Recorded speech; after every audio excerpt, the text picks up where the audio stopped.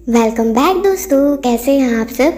आज की कहानी की शुरुआत में हम मायो और मिस्टर फू को देखते हैं जो एक दूसरे के साथ अभी थे।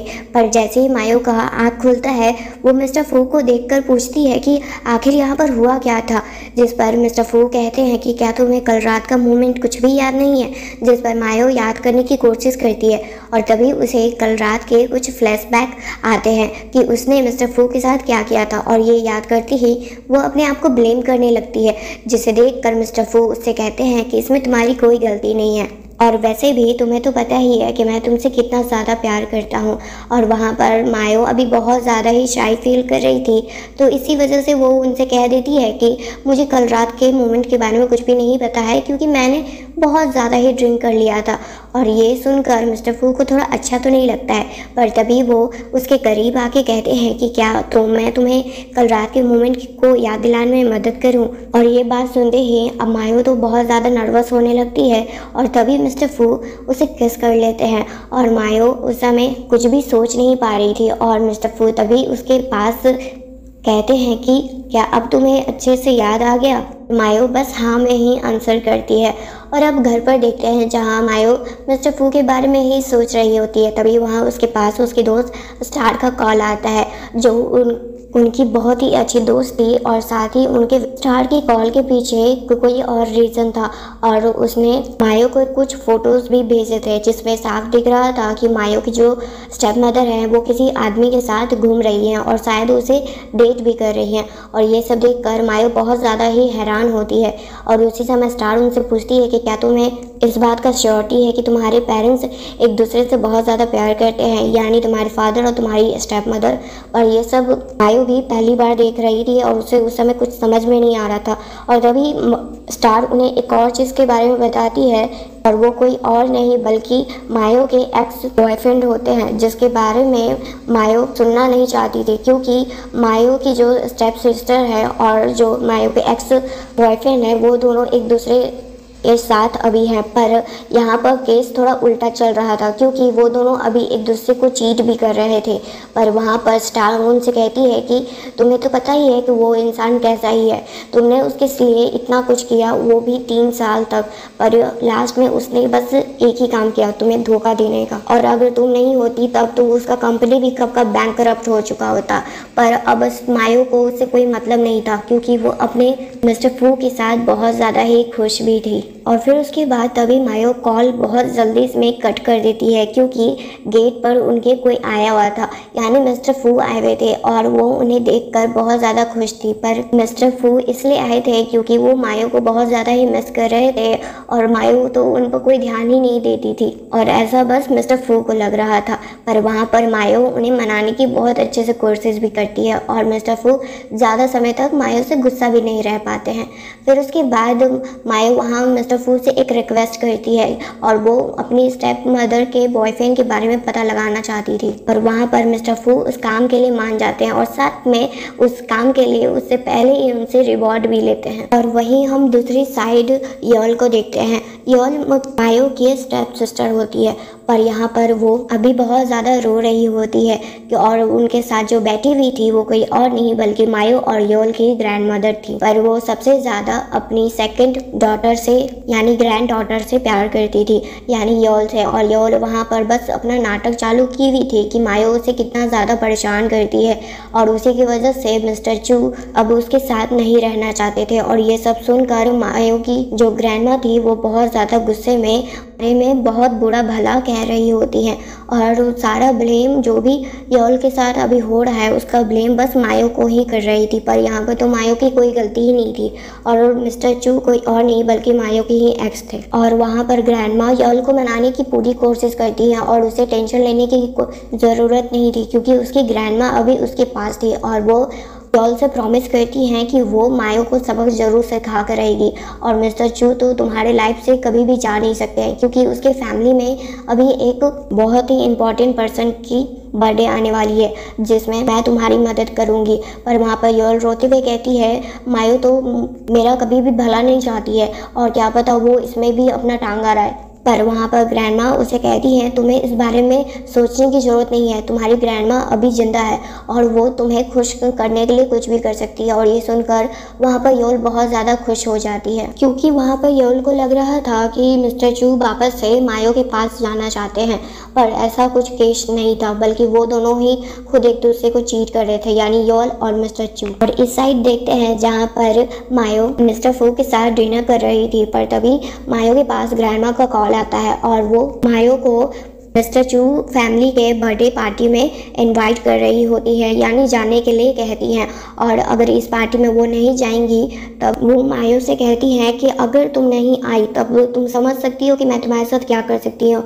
अगर तुम्हारा यही इंटेंशन रहा तब मैं तुम्हारे ग्रैंडफादर के पास जाऊंगी और उनसे ही सीधे इस बारे में पूछूंगी। जिस पर मायो उनसे कहती है कि ये लास्ट टाइम होगा जब आप ग्रैंडफादर को मेरे अगेंस्ट यूज़ कर रही हैं। और ग्रैंडमा बस अभी मायो को एक जरिया की तरह यूज़ कर रही थी ताकि मिस्टर चू और योल का शादी हो सके। और वहीं मिस्टर फू मायो को बताते हैं कि जिस बारे में वो जानना चाहती थी उसका रिजल्ट सामने आ चुका था और मायो उस पर्सन के बारे में जानना चाहती थी जो उसके स्टेप मदर के बॉयफ्रेंड हुए थे। और वहाँ पर मायो बहुत ज़्यादा ही सरप्राइज फील कर रही थी, क्योंकि वो उसने कुछ देर पहले इस बारे में रिक्वेस्ट किया था और अब उनके पास उनके बारे में इंफॉर्मेशन भी आ गया था। इससे साफ पता चल रहा था कि मिस्टर फू कितने ज़्यादा पावरफुल इंसान है। और वहीं पर लास्ट एक और रिक्वेस्ट करती है मायो मिस्टर फू से, और मिस्टर फू समझ चुके थे वो क्या रिक्वेस्ट था। वो था डीएनए टेस्ट का, और ये डीएनए टेस्ट योल के लिए होने वाला था। और वो जानना चाहती थी कि क्या सही में योल उनके फादर की डॉटर है, क्योंकि ये वो समय था जब 8 साल पहले वो पहली बार योल से मिली थी। और उसी की वजह से ग्रैंडमा ने, यानी उसकी ग्रैंडमा, खुद की ग्रैंडमा ने उसे धक्के मार के निकाल दिया था, क्योंकि उन्हें लगा था कि उनकी ग्रैंड डॉटर इन लॉ बनने के लिए बेस्ट बस एक योल ही है। और ये इंसल्ट मैं आज तक नहीं भूली हूँ। और अब अगले दिन देखते हैं जहाँ पर मायो एक बहुत ही प्यारा सा ड्रेस पहनकर उस बर्थडे पार्टी में जाती है जहाँ पर उसे इनवाइट किया गया था। पर जैसे ही उसकी ग्रैंडमा उसे देखती हैं तो फिर से उसे ताना देते हुए कहती हैं कि मैंने तुम्हें कहा था ना कि बहुत पहले आने के लिए, इतना लेट क्यों आई हो। जिस पर मायो कहती है मेरे पास भी आप जैसे लोगों के लिए फालतू टाइम नहीं है, मुझे जब मर्जी होगा मेरा टाइम मुझे मिलेगा तब मैं आऊँगी। और इतना सुनते ही ग्रैंडमा फिर से गुस्से में आ जाती है, क्योंकि मायो उनके साथ बदतमीजी से बात कर रही होती है। पर यहाँ पर आज ग्रैंडमा मायो को बेवजह नहीं बुलाई थी। वो चाहती थी कि आज इतने ढेर सारे लोगों के सामने वो ये बात अनाउंस कर दे कि मिस्टर चू और उसका रिलेशन बहुत पहले ही ख़त्म हो चुका था, ताकि यहाँ पर आज मिस्टर चू और योल दुनिया को बता सकें कि वो एक दूसरे के साथ हैं और वो एक दूसरे को चीट नहीं कर रहे हैं। और ये सुनकर तो मायो हंसने लगती है मन ही मन, क्योंकि वो तो दोनों का रियलिटी अच्छे से जानती है कि क्या कर रहे हैं वो। और तभी वहाँ पर मिस्टर चू आते हैं, जो मायो को वहाँ पर देखकर वो ज़्यादा हैरान नहीं होते हैं, क्योंकि उन्हें भी इस प्लान के बारे में पता था। और वहाँ पर तो योल देखते ही मायो को फिर से इमोशनल अपना चेहरा बनाते हुए ग्रैंडमा के सामने रोना धोना चालू कर देती है, जिस पर ग्रैंडमा उसका ये प्यारा सा चेहरा रोते हुए नहीं देख सकती थी ना, इसी वजह से वो फिर से मायो को बुली करने लगती है। पर मायो भी इन लोगों से डरने वाली में से नहीं थी वो। तो उसके बाद अब मायो खुद ही वहाँ पर सभी लोगों के सामने अनाउंस कर देती है कि वो मिस्टर चू के साथ कोई भी रिलेशनशिप में नहीं है। पर ये बात सुनते ही वहाँ पर मिस्टर चू की मॉम आती है, जिनका आज जन्मदिन था, पर वो ये बात से साफ इनकार कर देती हैं, क्योंकि ये चीज़ उन्हें बिल्कुल भी पसंद नहीं थी, क्योंकि मिस्टर चू और मायो का रिश्ता बहुत पहले ही तय हो चुका था और मायो कोई नहीं होती है कि वो ये रिश्ते को तोड़ सके। पर यहाँ पर तो मायो ही इस रिलेशनशिप में थी और उसका ही ये हक नहीं था कि वो इस रिलेशनशिप में रह चाहती भी है या नहीं, उसकी मर्जी नहीं थी यहाँ पर यहाँ पर मायो उन लोगों को अच्छे से बताती है कि मैं जानती हूँ कि आप लोगों को बस मुझसे फ़ायदे निकलवाने हैं, इसी वजह से आप मेरे फैसले से साफ इनकार कर रहे हैं। पर अब मुझे आप जैसे लोगों के लिए कोई भी मतलब नहीं है, जिसको जो सोचना है वो आराम से सोच सकता है। पर वहाँ पर तो येलो बहुत ज़्यादा ही खुश थी क्योंकि आज फाइनली उसे मिस्टर चू फैन पूरी तरह से उसके हो चुके थे और उसके बीच में मायो अब कभी भी नहीं आने वाली थी। पर वहाँ पर जितने गेस्ट थे वो सब मायो को बुराई करने लगते हैं क्योंकि उन्हें लग रहा था कि मायो का फ़ायदा शायद पूरा हो गया है, इसलिए वो मिस्टर चू को छोड़ना चाहती थी। और जो वहाँ पर योल की दोस्त थी वो मायो को बुली भी करती है, पर वहाँ पर मायो बिना किसी से डरते हुए वहाँ पर सभी लोगों के सामने एक प्रूफ दिखाना चाहती थी जिससे योल का इमेज पूरी तरह से ख़राब हो जाता। और वहाँ पर ये चीज़ ग्रैंडमा समझ चुकी थी, इसी वजह से वो प्रूफ किसी के सामने लाने नहीं देती है। और वहाँ पर मिस्टर चू की मॉम को अब थोड़ा शक होने लगता है, पर वहाँ पर ग्रैंडमा चलाते हुए कहती हैं कि आप इस मायो पर भरोसा नहीं कर सकती हैं, इसका भोला चेहरा पर तो कभी भी मत जाइएगा क्योंकि इसे तो मैं अच्छे से जानता हूँ। पर वहाँ पर ग्रैंडमा का ये प्लान भी फेल हो जाता है क्योंकि उन्होंने जो एविडेंस को डिस्ट्रॉय किया था उसका कोई फ़ायदा नहीं होता है, क्योंकि जब वहाँ पर टीवी था उसमें साफ ये दिख रहा था कि मायो और मिस्टर चू रिलेशनशिप में थे। तभी से योल और मिस्टर चू भी उसी रिलेशनशिप में थे क्योंकि मिस्टर चू और योल दोनों ही मायो को धोखा दे रहे थे।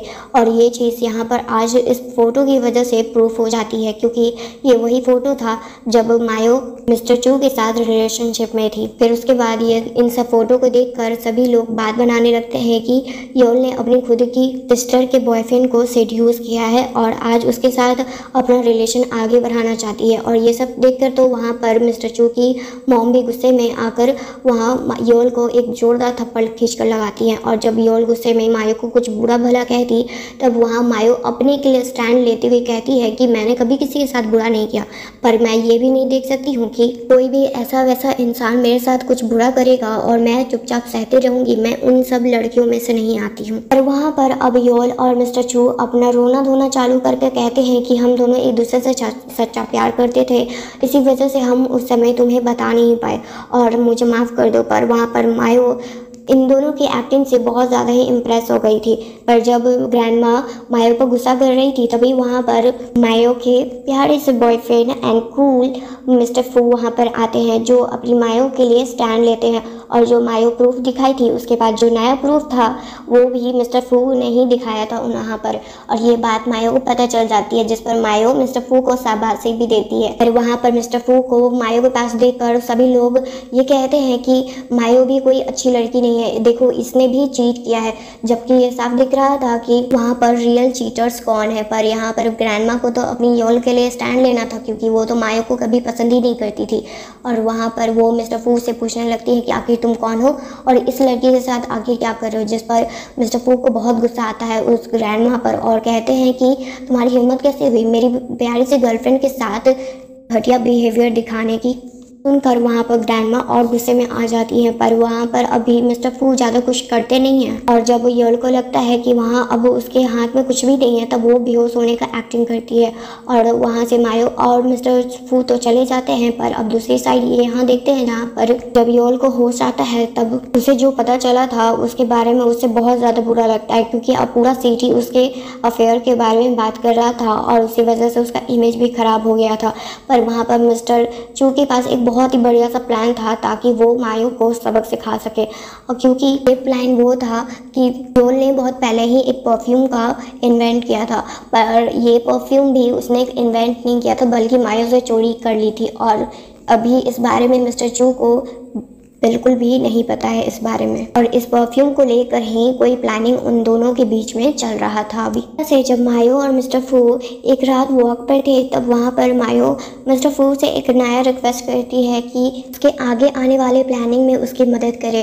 पर वहाँ पर मिस्टर फू उससे कहते हैं कि इसमें तुम्हें मुझसे पूछने की क्या ज़रूरत है, मैं हमेशा तुम्हारे साथ हूँ और तुम्हारे लिए स्टैंड ज़रूर लूँगा। और ये बात सुन बहुत अच्छा लगता है और फिर उसके बाद मिस्टर फू उससे किस भी करते हैं और अब वो दोनों अपना काफ़ी अच्छा क्वालिटी टाइम स्पेंड भी कर रहे थे। इनके बाद का टाइम देखते हैं जहाँ पर मायो की स्टेप मदर और उनकी ग्रैंड माँ दोनों ही मिलकर कुछ प्लानिंग बना रहे थे और मायो की प्रॉपर्टी को हथियाने की भी कोशिश कर रहे थे। पर वहाँ पर मायो अपनी प्रॉपर्टी को लेने के लिए आ गई थी, क्योंकि वो अपनी प्रॉपर्टी को भला क्यों ऐसे वैसे लोगों के हाथ में रखेगी, जबकि वो प्रॉपर्टी उसकी मॉम का था। और ये सारी बातें को बताकर मायो वहाँ से चली जाती है। पर ग्रैंडमा और स्टेप मदर इतना आसानी से पीछे हटने वाले नहीं थे, और ना ही वो मायो की धमकी को जरा सा भी सीरियस ले रहे थे, बल्कि उसके बदले तो वो मिस्टर चू को एक आखिरी मौका देते हैं ताकि वो योल से जल्द शादी कर ले। नहीं तो आगे आने वाले फ्यूचर में उसकी कंपनी को योल की फैमिली बिल्कुल भी सपोर्ट नहीं करेगी, और ये मौका मिस्टर चू बिल्कुल भी गंवा नहीं सकते थे। और इसी वजह से वो जल्द में योल से शादी कर लेते हैं। और इस चीज़ को देखकर तो योल बहुत ज़्यादा खुश थी, क्योंकि उसका फाइनली ड्रीम पूरा जो हो गया था। तो इस मायो को देखते हैं जहाँ पर वो अपने बॉयफ्रेंड मिस्टर फू के साथ बहुत ज़्यादा खुश थी, और मिस्टर फू अपनी मायो के साथ टाइम स्पेंड करने का एक भी मौका गंवाना नहीं चाहते थे। और आज तो वो मायो के लिए एक बढ़िया सा डिनर भी तैयार करने वाले थे, पर उसी बीच में वो मायो को शादी के लिए प्रपोज कर देते हैं, जो देखकर मायो बस यही बात याद करती है कि अभी मिस्टर फू से मिले हुए बस उसे 1.5 महीना ही हुआ है, और आज मिस्टर फू उसे शादी के लिए प्रपोज कर देते हैं। जिस पर मिस्टर फू ये साफ देख रहे थे कि मायो टाइम लगा रही है हाँ बोलने में। फिर उसके बाद मायो से वो पूछते हैं कि क्या कोई दिक्कत है, जिस पर मायो उनसे कहती है कि मुझे कोई दिक्कत नहीं है, पर मुझे अजीब लग रहा है कि तुम्हें मुझसे शादी करने में इतना जल्दी क्यों है। जिस पर मिस्टर फू उससे कहते हैं कि मेरा प्यार मुझे मिल गया है, तो मैं इसमें देरी आखिर क्यों लगाऊं उसे पाने में। फिर उसके बाद मायो शादी के लिए हाँ कर देती है, और वहाँ पर मिस्टर फू से प्रॉमिस करते हैं कि मैं तुम्हें अपने लाइफ में लाकर हमेशा खुश ही रखूँगा। और अब अगले दिन देखते हैं जहाँ पर मायो की पूरी फैमिली एक जगह इकट्ठा हुई थी, और तभी वहाँ पर मिस्टर चू अपने तरफ से कुछ गिफ्ट लाए थे, जो एक मैरिज गिफ्ट होता है। और वहाँ पर महंगे महंगे गिफ्ट को देखकर योल की मदर बहुत ज़्यादा ही प्राउड फील कर रही थी अपने सन इन लॉ के लिए। और ये सब देखकर ग्रैंडमा तो बहुत ज़्यादा खुश होती है, और उसी खुशी में वो जो मायो का प्रॉपर्टी था यानी उनकी मॉम का, वो सीधे वो मिस्टर चू को देने का बात कहती है। और ये सुनकर ग्रैंडफादर बहुत ज़्यादा गुस्सा हो जाते हैं ग्रैंडमा पर इससे वहाँ पर ग्रैंडमा को कोई भी फर्क नहीं पड़ रहा था। पर अभी मायो कुछ भी नहीं कह रही थी, और वो चुपचाप से शांत थी। पता नहीं क्यों उसके दिमाग में क्या प्लानिंग चल रहा था। और वहाँ पर ग्रैंडफादर अपनी मायो के लिए स्टैंड ले रहे थे, और बहुत ज़्यादा ही रिक्वेस्ट कर रहे थे कि ये सब करना बंद करो, नहीं तो एक दिन बहुत पछताओगी। पर वहाँ पर ग्रैंडमा को इस बारे में सोचने का भी टाइम नहीं था, क्योंकि उन्हें तो बिल्कुल भी इस चीज़ से मतलब ही नहीं था, और ना ही उन्हें ये फ़र्क पड़ता था कि मायो आखिर उन्हें कैसा फील होता है उनके इन सब हरकतों से। उसके बाद तभी वहाँ पर मिस्टर फू आते हैं, और उनके साथ बहुत सारे बॉडीगार्ड भी आए थे, जो बहुत सारे गिफ्ट लेकर आए थे, जो बहुत सारे उसमें गोल्ड थे, पैसे थे। और ये सब को देखकर स्टेप मदर का तो आँख खुला के खुला ही रह जाता है, और साथ में वहाँ पर जो भी लोग थे जो लालची थे उन सब का। तो वहाँ पर आज फाइनली सभी को पता चलता है कि मिस्टर फू का रियलिटी क्या है। वो एक कोई नॉर्मल बिजनेसमैन नहीं थे, बल्कि उनके 10 कंपनीज थे पूरे वर्ल्ड में, जहाँ पर वो बिलियंस डॉलर हर एक घंटे में छापते हैं। और वहाँ पर अभी भी मायो की जो फैमिली थी सिवाय ग्रैंडफादर के, वहाँ पर और किसी को भी बिलीव इस बात पर नहीं हो रहा था। और वहाँ तो वहाँ मिस्टर फू का इंसल्ट भी करते हैं, और ग्रैंडमा तो इंसल्ट करने से पीछे हट नहीं सकती थी, तो वो कैसे यहाँ पर हट सकती थी पीछे। पर इससे मिस्टर फू को कोई फ़र्क नहीं पड़ता है, और वहाँ पर वो अपने आप को अच्छे से इंट्रोड्यूस करते हैं ग्रैंडफादर के सामने, और सिर्फ ग्रैंडफादर को ही मिस्टर फू के बातों पर बिलीव था। और वहाँ तो मायो मिस्टर फू को देखकर बहुत ज़्यादा ही खुश थी, और साथ ही में वहाँ पर योल जो थी वो बहुत ज़्यादा ही जेलस फील कर रही थी। और जब मिस्टर फू मायो को वहाँ से लेकर जा रहे थे, तब वहाँ बीच में मिस्टर चू आ जाते हैं, जिसे देखकर मिस्टर फू का तो खून खौल जाता, और वो उसे एक दे मुक्का मारते हैं, जिससे वो ज़मीन पर ही गिर जाता है। और उनके जाते ही वहाँ पर मिस्टर चू के पास उनकी मॉम का कॉल आता है, और उन्हें पता चलता है कि उनकी कंपनी बैंकरप्ट हो गई है, क्योंकि उन्होंने मिस्टर फू के साथ पंगा लेने का कोशिश किया था। और ये सब जानकर मिस्टर चू को बहुत ज़्यादा ही बुरा लगता है अपने आप के लिए, और साथ ही में उन्हें समझ में नहीं आ रहा था कि आखिर 2 पल में आखिर यहाँ पर हो क्या गया। और ये सब होते ही योल का तो दिमाग खराब हो जाता है, और वो अंदर जाते ही अपने रियल डैड को कॉल करती है, और उन्हें बस एक ऑर्डर देती है वो मायो को ख़त्म करने का, क्योंकि उसे लग रहा था कि उसी की वजह से आज उसका शादी बर्बाद हो गया था इसी वजह से। और वहीं दूसरी साइड देखते हैं जहाँ पर मिस्टर फू और मायो एक दूसरे को बाय कह रहे थे, और तभी वहाँ पर योल के डैड आते हैं जो मायो पर हमला कर देते हैं, पर मिस्टर फू थैंकफुली देख लेते हैं और वो तुरंत आते हैं मायो को बचाने के लिए। पर उसी बीच में उन्हें भी बहुत ज़्यादा ही चोट लग जाता है उनके सर पर वहाँ पर मिस्टर फू के सेक्रेटरी भी आते हैं जो उस आदमी को पकड़ लेते हैं और तुरंत पुलिस को भी कॉल कर देते हैं। पर अब इस सब चक्कर में जब मायो और मिस्टर फू हॉस्पिटलाइज हो जाते हैं, तब जब मायो को होश आता है तब वो बहुत ज़्यादा ही परेशान हो जाती है और वो मिस्टर फू को खोज रही होती है। और तभी उन्हें पता चलता है सेक्रेटरी की वजह से कि मिस्टर फू का इलाज तो हो गया है पर वो अभी भी होश में नहीं आए और ना ही पता है कि वो कब अब दोबारा होश में आएंगे। और ये सब जानकर मायो को बहुत ज़्यादा बुरा लग रहा था क्योंकि वो मिस्टर फू से बहुत ज़्यादा ही प्यार करती थी, पर आज उसे ऐसा लग रहा था कि ये सब जो भी कुछ मिस्टर फू के साथ हुआ है सिर्फ उसकी वजह से हुआ है और इसका बदला वो लेकर रहेगी चाहे जो भी कुछ हो जाए। और वहाँ दूसरी साइड योल और मिस्टर चू का भी अलग ही प्लान चल रहा था क्योंकि योल मिस्टर चू से रिक्वेस्ट करती है बस एक आखिरी मौका पाने के लिए। तब एक प्रेस कॉन्फ्रेंस पर देखते हैं जहाँ पर योल और मिस्टर चू सभी के सामने एक बहुत ही बड़ा सच खुलासा करने वाले थे, पर तभी वहाँ पर आती है और सभी के सामने एक प्रूफ दिखाती है जो देखकर सभी वहाँ पर जो भी रिपोर्टर थे वो बहुत ज़्यादा हैरान हो जाते हैं क्योंकि योल अपना इमेज बहुत ही अच्छा बनाई हुई थी, पर कुछ समय से उसका इमेज बार बार खराब हो रहा था। तब सब लोग यही सोच रहे थे कि आखिर जो योल को वो एक एंजल की तरह देखते थे वो तो एक रियल डेवल की तरह है। कि आज सभी के सामने ये पता चला था कि जो भी अभी हाल ही में मायो पर हमला हुआ था वो कोई और नहीं बल्कि योल ने ही करवाया था और उसके पास साथ में ये प्रूफ भी था। और ये सब जानकर वहाँ पर योल तो बहुत ज़्यादा परेशान हो जाती है और उसे समझ में नहीं आ रहा था कि उसका जो भी प्लान होता है वो आखिर फेल क्यों हो जाता है और इन सब फेल होने की वजह से मायो ही क्यों हमेशा उसके सामने आती है। और अब तक तो उसे पुलिस भी अरेस्ट करने के लिए आ चुकी थी, पर तभी मायो एक और खुलासा करती है कि जो परफ्यूम उसने 3 साल पहले बनाए थे वो उसका इन्वेंशन था न कि योल का। और ये बात भी जानकर अब तो मिस्टर चू भी बहुत ज़्यादा गुस्से में उसे सुनाने लगते हैं। पर तभी वहाँ पर योल के पेरेंट्स आते हैं और ग्रैंडमा आती है जो ही वो लोग मायो पर इल्ज़ाम लगाने लगते हैं कि जो भी उसने प्रूफ दिखाया है वो सब कुछ गलत है। पर वहाँ पर मायो अब किसी से डरने वाली नहीं थी और ना ही किसी को दूसरा मौका देने वाली थी उसके लाइफ में फिर से प्रॉब्लम क्रिएट करने के लिए। और इसी वजह से वहाँ पर मायो अपनी स्टेप मदर का भी खुलासा कर देती है कि वो अपने एक्स पार्टनर को डेट कर रहे हैं और योल जिसे वो अपनी खुद की बेटी समझती हैं वो तो उनकी बेटी है भी नहीं। और ये सब जानकर यहाँ पर मायो के फादर और ग्रैंड माँ दोनों ही स्टेप मदर पर बहुत ज़्यादा गुस्सा करने लगते हैं और उसे मारते भी हैं सभी के सामने। और ये सब देखकर स्टेप मदर अब मायो के मॉम के बारे में बुराई करने लगती है जिस पर मायो को गुस्सा आ जाता है और वो तुरंत एक चाटा खींच कर लगाती है उन्हें। और अब तक तो अब इन सब को जेल पहुंच चुके थे। फिर उसके बाद वहाँ पर ग्रैंड माँ मायो से माफ़ी मांगती है पर अब इसका कोई फ़ायदा नहीं था क्योंकि अब ना ही उनके पास कोई प्रॉपर्टी बचने वाला था क्योंकि मायो के जो ग्रैंड माँ थी वो सिर्फ मायो की मॉम के प्रॉपर्टी पर रिलीव कर रही थी, पर अब वो सब भी उसके पास से चला जाएगा। और तभी मायो के पास हॉस्पिटल से कॉल आता है कि मिस्टर फू को होश आ गया है। ये सुनकर वो बहुत ज़्यादा खुश होती है और तुरंत और सेक्रेटरी के साथ हॉस्पिटल भागती हैं। और जैसे ही वो मिस्टर फू को देखती हैं वो बहुत ज़्यादा खुश होती हैं और रोते हुए कहती हैं कि जो भी तुम्हारे साथ हुआ वो सब मेरी वजह से हुआ। जिस पर मिस्टर फू कहते हैं कि अगर मैं अपनी वाइफ को नहीं प्रोटेक्ट करूँगा तो किसे करूँगा। और ये सब सुनकर वहाँ पर मायो बहुत ज़्यादा खुश होते हुए उन्हें गले से लगा लेती है। और वहाँ मिस्टर फू मायो से कहते हैं कि तुम्हें पता है कि मैं तुमसे कितना प्यार करता हूँ, पर फिर भी आज मैं तुम्हारे सामने फिर से मैं अपने प्यार का इजहार करता हूँ। और आज तो मायो भी मिस्टर फू को बता देती है कि वो उनसे कितना प्यार करती है। और ये कहानी यहीं पर एंड हो जाती है। थैंक यू दोस्तों यहाँ तक ये स्टोरी सुनने के लिए।